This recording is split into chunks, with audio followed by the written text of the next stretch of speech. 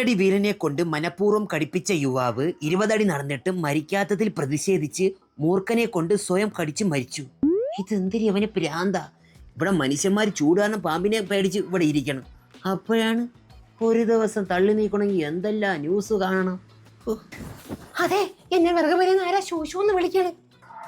നിന്നാണെങ്കിൽ ശൂശൂന്ന് ആയിരിക്കൂല, കൂപ്പൂന്നാ കൂക്കൂന്നാ വല്ലതും ആയിരിക്കും വിളിച്ച. പാമ്പാണെന്നാണ് തോന്നണത്.